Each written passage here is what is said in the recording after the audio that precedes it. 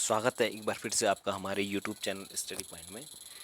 हम अब अपनी जो साइंस की टेस्ट सीरीज चला रहे थे, जो 10 प्रश्नों की हमारी श्रृंखला थी। आने वाले जितने भी एग्ज़ाम्स हैं, जो कि आप सभी लोगों को पता है कि फिर से जो रीओपन होने वाले हैं, ये फॉर्म जो बीच में फिल करने बंद कर दिए थे आयोग ने, पशुधन प्रसार अधिकारी, फॉरेस्टर वगैरह के सारे फॉर्म के एग्ज़ाम जल्द होने वाले हैं। इसके बाद जैसे ही ये लॉकडाउन का सेशन जो है हमारा आगे बढ़ता जाएगा, चीज़ें खुलती जाएंगी, नॉर्मल होती जाएंगी, तो एग्ज़ाम टाइम पे हो जाएंगे।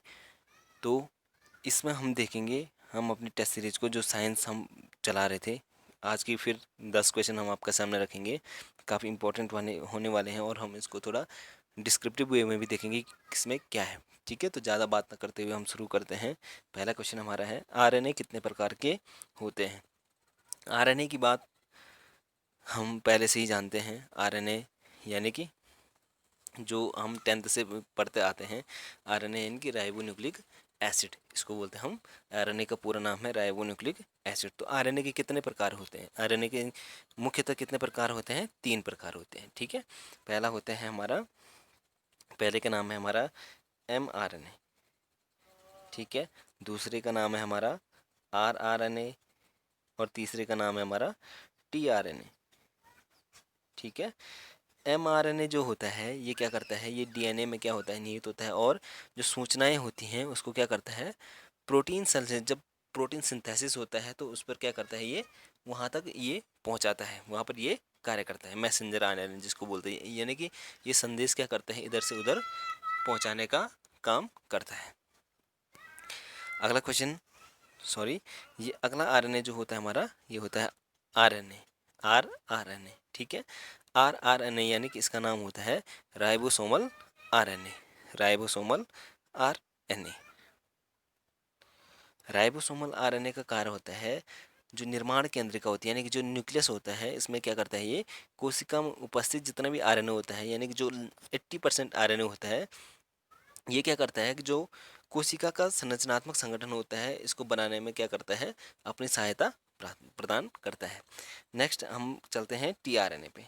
अगला हमारा इसमें है टीआरएनए, तीसरा प्रकार। ठीक है, टीआरएनए का तात्पर्य होता है ट्रांसफर आरएनए। ट्रांसफर यानी कि ये क्या कर, ये आरएनए क्या करता है, जो 75 से 95 वाले राइबोन्यूक्लियोइड इसमें क्या होते हैं, उपस्थित होते हैं, इसकी सहायता से क्या करता है, अमीनो अम्लों को प्रोटीन सेल से, जब हमारा प्रोटीन सिंथेसिस होता है तो वहाँ पर ये क्या करता है, उसको ट्रांसफ़र करता रहता है। ठीक है, इसमें कितना आरएनए होता है, 16 से 18% इसमें आरएनए लगभग उपस्थित होता है। ठीक है, 16 से 18%। तो ये थे हमारे 3 प्रकार के जो आरएनए होते हैं। अगला क्वेश्चन है हमारा सेकंड क्वेश्चन, ऊतकों का अध्ययन जीव विज्ञान की किस शाखा के अंतर्गत किया जाता है। जो ऊतकों का अध्ययन होता है वो कहा जाता है हमारे औतिकी के। ठीक है, ऊतकों का अध्ययन को हम कहते हैं औतिकी। ठीक है, काफ़ी इंपॉर्टेंट है, ध्यान रखने योग्य बात है ये कि ऊतकों का जो अध्ययन है उसको कहा जाता है ऊतक और औतिकी। ठीक है, तो ऊतकों का अध्ययन कहलाता है औतिकी, इसको इंग्लिश में बोलते हैं हिस्टोलॉजी। ठीक है, जिसको औतिकी याद न रहे वो हिस्टोलॉजी के नाम से इसको याद रख सकता है। उतक शब्द का जब हम बात करते हैं कि उतक शब्द का जो है प्रथम प्रयोग किसने किया था, तो उतक शब्द का प्रथम प्रयोग किया था एक वैज्ञानिक थे, बिचेत। इनका नाम है कि इन्होंने सबसे पहले टिश्यू शब्द का प्रयोग किया था, यानी उतक शब्द का प्रयोग किया था बिचेत ने। अगला ध्यान रखने योग्य बात इसमें यह है, औतिकी औतिकी शाखा की स्थापना, औतिकी शाखा की स्थापना जो है वो इटली के वैज्ञानिक मार्सेलो ने की थी। मार्सेलो इनका पूरा नाम था, मार्सेलो मालपीगी, मार्सेलो मालपीगी इनका पूरा नाम था। औतिकी की स्थापना यानी कि औतिकी जो ब्रांच है, ऊतकों की ब्रांच, इसकी स्थापना की है इसने। अगला है इसमें ध्यान रखने योग्य बात, हिस्टोलॉजी नाम जो है इसमें दिया था इसने, किसने, मायर ने। जो हम औतिकी की बात कर रहे थे कि औतिकी को इंग्लिश में कहते हैं हिस्टोलॉजी। ठीक है, तो औतिकी शाखा की स्थापना की थी इटली के जो वैज्ञानिक थे मार्सेलो मालपीगी, इन्होंने की थी। ठीक है, हिस्टोलॉजी नाम इसमें दिया था, इंग्लिश का नाम जो दिया था वो दिया था मायर ने। ठीक है, मायर ने इसको दिया था। उम्मीद है आपको समझ में आ रहा होगा। उतक शब्द का प्रथम प्रयोग किया था बिचेत ने। ठीक है, औतिकी शाखा की स्थापना की थी जो इटली के वैज्ञानिक थे मार्सेलो मालपीगी। ठीक है, मैलपीगी, मालपीगी, कुछ भी बोल सकते हैं इसको। और हिस्टोलॉजी जो इंग्लिश का नाम था ये दिया था आपके मायर ने। क्लियर। नेक्स्ट क्वेश्चन है पादप दुग्ध किसे कहा जाता है? पादप दुग्ध किसे कहा जाता है? जो पादप दुग्ध होता है, आपने कई बार देखा होगा कुछ पेड़ों पर आप उसके तने पे मारते हैं तो वहाँ से एक जो सफ़ेद प्रकार का द्रव होता है वो स्रावित होता है, ठीक है। तो इसी को कहते हैं पादप दुग्ध। लैक्टिफेरस ऊतक इसको स्रावित करता है, ठीक है। लैक्टिफेरस जो टिश्यू होता है, ये जो ऊतक होता है, जिनके क्या होता है, इनके अतिरिक्त भाग से क्या होता है, दूध जैसा गाढ़ा रस निकलता है, जो उसे हम क्या कहते हैं, लेटेक्स, ठीक है। तो इसे पादप दुग्ध या लेटेक्स इसी को कहा जाता है, ठीक है। आपके पास नॉर्मल से क्वेश्चन आ सकता है कि लेटेक्स क्या है। तो लेटेक्स क्या होता है, एक पादप दुग्ध होता है जो कहाँ से स्रावित होता है, लेक्टिफेरस टिश्यू से स्रावित होता है। अगला क्वेश्चन, श्वेत रक्त कणिकाएं कितने प्रकार की होती हैं? श्वेत रक्त कणिकाएं कितने प्रकार की होती हैं? तो श्वेत रक्त कणिकाएं यानी कि जो हम डब्ल्यूबीसी की बात करते हैं, तो ये कितने प्रकार की होती हैं? ये मुख्यतः होती हैं 5 प्रकार की, ठीक है। अब 5 प्रकार की कौन सी होती हैं? पहली होती है इसमें मोनोसाइट्स, पहली का नाम है मोनोसाइट, दूसरी का नाम है इयोसिनोफिल, इयोसिनोफिल्स, ठीक है।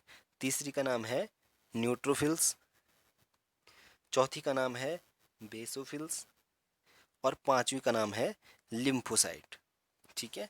5 प्रकार के क्या होते हैं, हमारी श्वेत रक्त कणिकाएं इसमें होती हैं। एक बार फिर से रिपीट कर रहा हूँ, पहला है मोनोसाइट, ठीक है। दूसरा है इयोसिनोफिल्स, इयोसिनोफिल्स। तीसरा है बेसोफिल्स, चौथा है न्यूट्रोफिल्स, और पांचवा है लिम्फोसाइट। तो ये 5 हमारी क्या होते हैं, श्वेत रक्त कणिकाएं होती हैं। अगला क्वेश्चन है हमारा, अगले क्वेश्चन पे चलते हैं। अगले क्वेश्चन की तरफ हम बढ़ेंगे।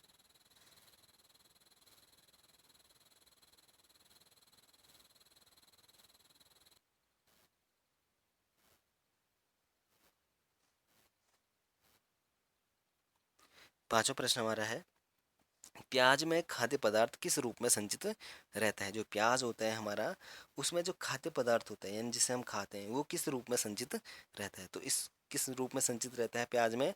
तो ये रहता है सेल्यूलोज के रूप में, सेल्यूलोज के रूप में ये क्या रहता है, प्याज में खाद्य पदार्थ संचित रहता है।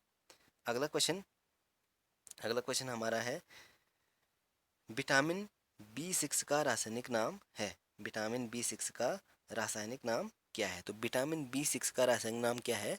पायरिडॉक्सिन। ये काफ़ी इंपॉर्टेंट है, ये हर पेपर में एक दो पूछ लेता है, चाहे आप ग्रुप सी के पेपर दो, चाहे आप साइंस से रिलेटेड क्वेश्चन दो।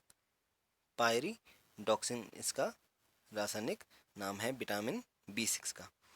अगला क्वेश्चन है हमारा, क्रेस्कोग्राफ यंत्र का प्रयोग किया जाता है। क्रेस्कोग्राफ जो यंत्र होता है, इसमें क्या होता है, ये किस चीज़ का प्रयोग इसको मापने में किया जाता है, ठीक है। इसको मापने में, इसको किस चीज़ को मापने में प्रयोग किया जाता है? कैस्कोग्राफ को। तो कैस्कोग्राफ जो होता है वो पौधे की वृद्धि को दर्शाने में काम आता है, या पौधे की वृद्धि को नापने में काम आता है आपका कैस्कोग्राफ यंत्र। अगला क्वेश्चन, फेंके गए पत्थर की ऊर्जा का रूपांतरण किस प्रकार की ऊर्जा में होता है? जो फेंकी गई पत्थर होता है, जो हम दूर से फेंकते हैं पत्थर, उसकी ऊर्जा का रूपांतरण ज़्यादातर किस में होता है? जो पेशीय ऊर्जा होती है, यानी कि हमने उसको पेशियों से फेंका है, जो पेशीय ऊर्जा होती है उससे क्या होती है, गतिज ऊर्जा में इसका रूपांतरण होता है, ठीक है। जो हम जब हम पत्थर को तेज गति से फेंकते हैं तो हम उसको पेशीय गति में फेंकते हैं। पेशीय गति से उसकी क्या होती है, पेशीय गति से ये होता है गतिज ऊर्जा में परिवर्तित। तो इसकी ऊर्जा परिवर्तित होती है पेशीय से गतिज में। अगला क्वेश्चन है, 9वां प्रश्न है हमारा, कोई नाव जल में नहीं डूबेगी यदि वह कितना पानी हटाती है? आपने सुना होगा, आर्किमिडीज के सिद्धांत है कि जब उत्प्लवन बल सिद्धांत इसने दिया था, उत्प्लवन का सिद्धांत इसने दिया था आर्किमिडीज ने, तो इसने कहा था कि जब कोई वस्तु क्या करती है, अपने भार के बराबर जल को विस्थापित करती है तो वो तैरती है, ठीक है। तो इसका आंसर वही होगा, जब नाव जल में नहीं डूबेगी तो वह कितना पानी हटाती, तो जितना नाव का क्या होगा, वेट होगा, जितना भार होगा, जब वो अपने भार के बराबर पानी हटाएगी तो वो नाव नहीं डूबेगी। और 10वां प्रश्न है आज का अंतिम प्रश्न। एलपीजी गैस सिलेंडर में गैस रिसाव का पता लगाने के लिए कौन सा दुर्गंध युक्त पदार्थ मिलाया जाता है? एलपीजी, आपको पता ही है एलपीजी क्या होता है, लिक्विफाइड पेट्रोलियम गैस होती है, यानी कि रसोई में जो हम इसका प्रयोग करते हैं। ठीक है, सबसे पहले इसमें बात करते हैं दुर्गंध की। जब दुर्गंध आती है तो वो किस कारण आती है? तो इसमें एक पदार्थ मिलाया जाता है, एथिल मरकप्टेन। एथिल मरकप्टेन नाम के पदार्थ से इसमें क्या होता है, जो दुर्गंध है उसका पता चल जाता है। ठीक है, इसमें जो एन ब्यूटेन होता है, इतने पदार्थ इसमें होते हैं। पहले एन ब्यूटेन, फिर आइसोब्यूटेन, फिर प्रोपेन। एन ब्यूटेन की मात्रा होती है 38.5%, आइसोब्यूटेन की मात्रा होती है 37%, और प्रोपेन की मात्रा होती है 24.5%। और फिर उसमें मिलाया जाता है एथिल मरकप्टेन को। जो आप बदबू सूंघते हैं कि गैस लीक हो रहा है, तो ये वही एथिल मरकप्टेन होता है, जो एक क्या होता है, बदबूदार पदार्थ इसमें मिलाया जाता है। ठीक है, तो ये थे हमारे आज के 10 प्रश्न। हम आगे भी इस सीरीज़ को जारी रखेंगे, और उत्तराखंड की सीरीज़ को भी हम कल से या आज शाम से ही शुरू करने वाले हैं। धन्यवाद।